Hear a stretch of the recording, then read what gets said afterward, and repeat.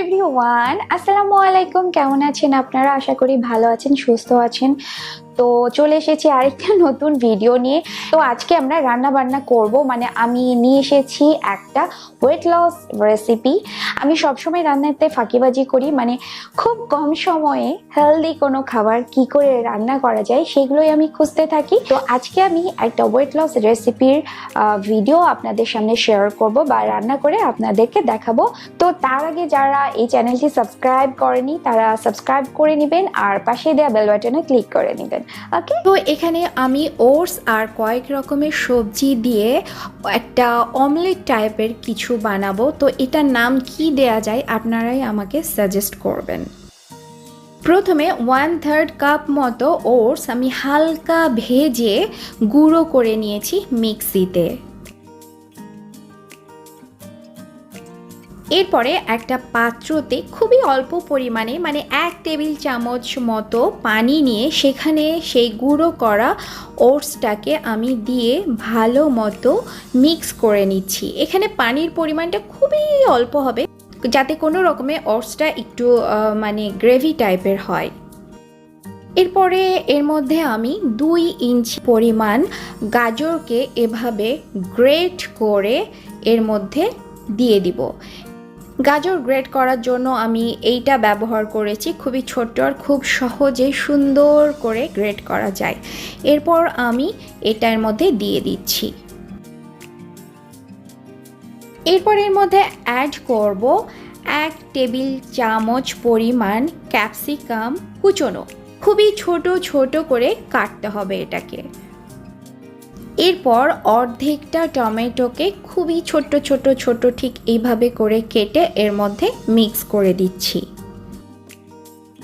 এবার 1 টেবিল চামচ পরিমাণ কুচনো ধনে পাতা এর মধ্যে অ্যাড করে দিচ্ছি। এরপর দিয়ে দিচ্ছি একটা কাঁচামরিচ কুচনো আর একটা পেঁয়াজ কুচনো। এই কাঁচামরিচের পরিমাণটা আপনারা কম বেশি করতে পারেন নিজেদের পছন্দ মতো।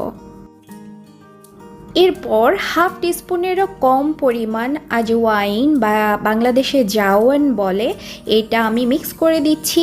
এটা দিলে আসলে আমাদের হজম ক্রিয়া খুব ভালো থাকে।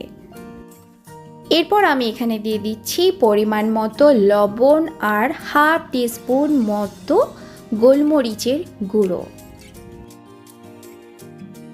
1/2 টিস্পুনের খুবই কম পরিমাণ জিরা গুঁড়ো এখানে অ্যাড করব। তারপরে এখানে আমি একটা ডিম নিয়েছি আর ডিমটা ভালো মতো ব্লেন্ড করে নিচ্ছি। এখানে 2টো ডিমও আপনারা নিতে পারেন। ডিমটা ভালো মতো ব্লেন্ড হয়ে গেছে। এবার এর মধ্যে আমি আস্তে আস্তে ঢেলে দিচ্ছি। এই খাবারটা আসলে এতটা পুষ্টিকর আর হেলদি যে কোনো সময় আপনি খেতে পারেন। বিশেষ করে যারা বাইরে কাজ করেন তারা টিফিন হিসেবে নিয়ে যেতে পারেন বা বাচ্চাদেরকেও দিতে পারেন, বা রাতে খেতে পারেন ডিনার হিসেবে, সকালে খেতে পারেন ব্রেকফাস্ট হিসেবে, দুপুরে খেতে পারেন লাঞ্চ হিসেবে। তো এই মিশ্রণটা আমি ভালো মতো মাখিয়ে নিয়েছি।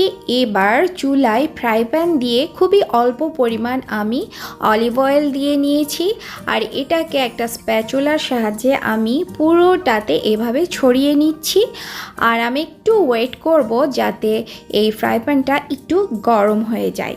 যখন গরম হয়ে যাবে তখন এই মিশ্রণটা আস্তে আস্তে আমি ঢেলে দিব। ঢেলে দেওয়ার পরে স্প্যাচুলার সাহায্যে এটাকে আমি সুন্দর করে ছড়িয়ে দিব।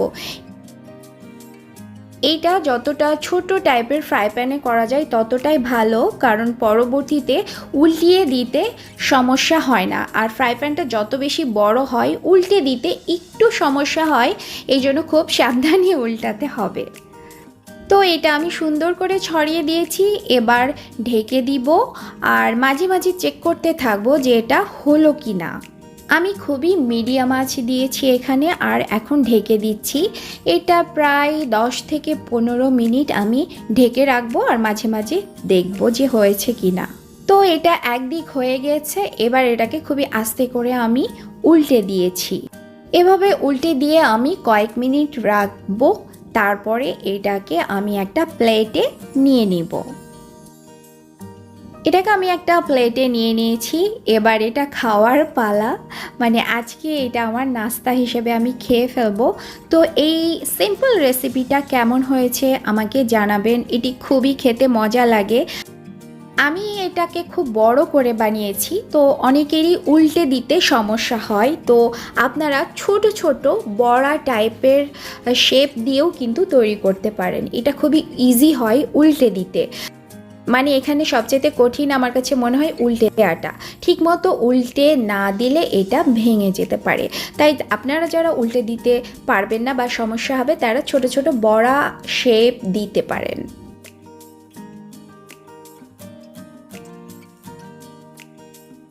তো রেসিপিটি কেমন লাগলো বলুন, ভালো লেগেছে না খারাপ লেগেছে, না কি ধরনের আশা করছিলেন, সব কিছু মনের মধ্যে যা আছে সব কিছু আমাকে কমেন্ট করে জানান, আমি চেষ্টা করব উত্তর দেওয়ার। তো ভিডিওতে একটা লাইক দিয়ে দিবেন আর ভালো লাগলে শেয়ার করে দেবেন। তো এই ভিডিওটি এখানেই শেষ করছি। ভালো থাকবেন, সুস্থ থাকবেন, আল্লাহ হাফিজ।